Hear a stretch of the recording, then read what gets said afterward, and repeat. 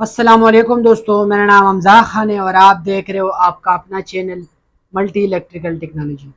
दोस्तों, आज की वीडियो में मैं आपको ये बताऊंगा कि जूसर को आप कैसे रिपेयर कर सकते हो।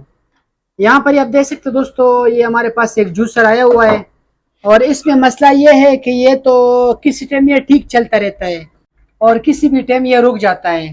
तो आज की वीडियो में मैं आपको ये बताऊंगा, अगर आपका जूसर बिल्कुल नहीं चल रहा हो या वो अगर रुक के चल रहा हो या अगर वो चलते चलते बंद हो जाए तो उसमें क्या फॉल्ट आ सकता है और उसको आप घर बैठे खुद कैसे ठीक कर सकते हो।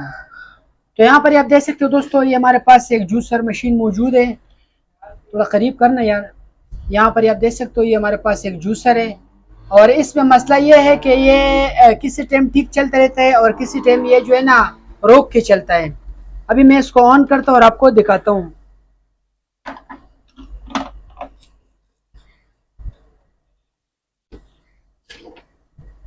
यहाँ पर आप देख सकते हो दोस्तों, मैं इसको भी ऑन कर लेता हूँ।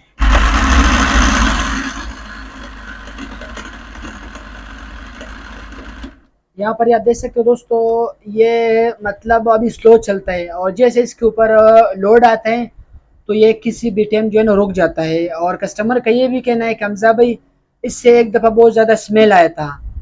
तो अभी हम उसको ठीक करते हैं और आपको दिखाते हैं कि उसको आपने कैसे ठीक करना है।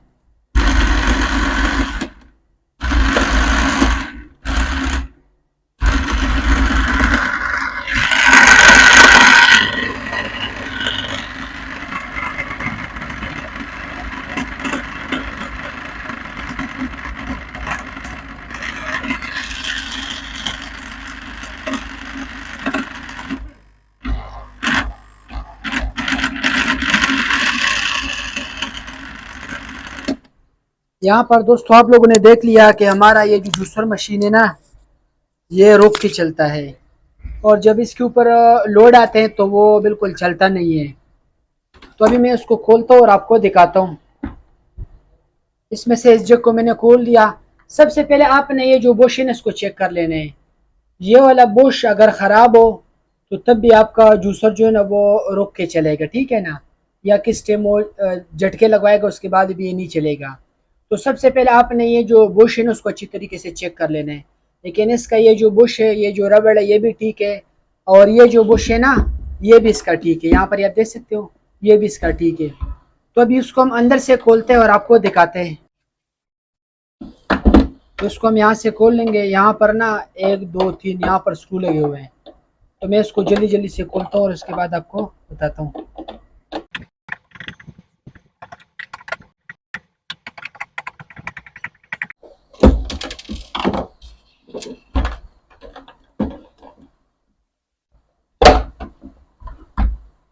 यहाँ पर आप देख सकते हो दोस्तों, इसको हमने ओपन कर दिया।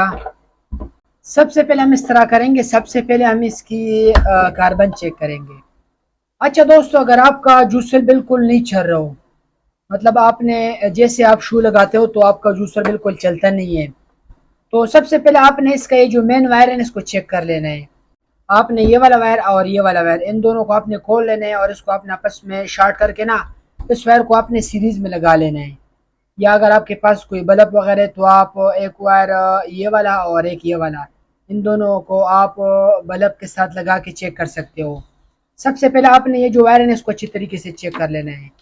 और दूसरे नंबर पर अगर आपका जूसर बिल्कुल नहीं चल रहा हो तो आपने इसके जो स्विचेस है ना, इसको अच्छी तरीके से चेक कर लेना है।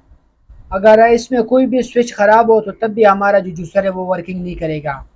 और तीसरे नंबर पर यहाँ पर ना एक बटन लगा होता है। ये जो जूसर है ये तो लोकल पाकिस्तानी जूसर है, लेकिन जो बाहर के जूसर होते हैं मलेशिया के या चाइना के जो जूसर होते हैं ना, उसमें यहाँ पर स्विच लगा होता है। उसमें ये होता है कि ये जग जो है ना जैसे बैठते हैं तो हमारा जो जूसर है ना वो ऑन हो जाता है और ऐसे वो वर्क नहीं करता है। तो आपने यहाँ से देख लेना है, यहाँ पर कहीं उसमें कोई छोटा सा बटन लगा होगा। तो जैसे वो स्विच नीचे की तरफ बैठेगा तो तब हमारा जो जूसर है वो ऑन होगा, ठीक है ना। लेकिन वो जो चाइना का जूसर होता है या जो मलेशिया का होता है उसमें वो स्विच जो है ना वो आता है, लेकिन पाकिस्तानी जूसर के अंदर वो स्विच मौजूद नहीं है। तो अभी हम इस तरह करेंगे, अभी हम इसका कार्बन को चेक कर लेते हैं। यहाँ पर आप देख सकते हो दोस्तों, यहाँ पर ना कार्बन लगे होते हैं। मैं इसको खोलता हूँ और आपको दिखाता हूँ। वालेकुम सलाम।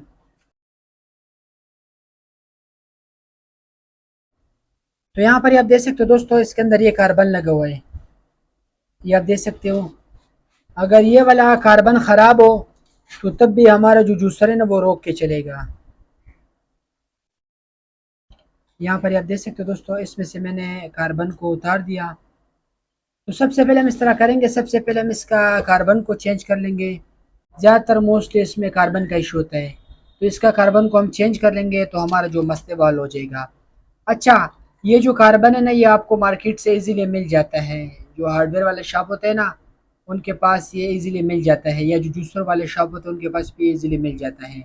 तो आपने इस तरह करना है, आपने ये जो कार्बन है ना ये आपने इसके अंदर डाल लेना है, इसी तरह जैसा मैंने खोला है ना उसी तरह आपने इसके अंदर डाल लेना है।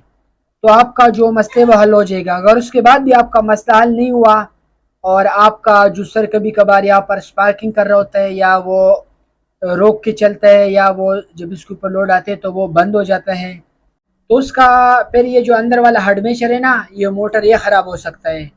तो ये फिर आपने जो जूसर वाला बंद है ना उससे आपने ठीक करा लेना है, ठीक है ना।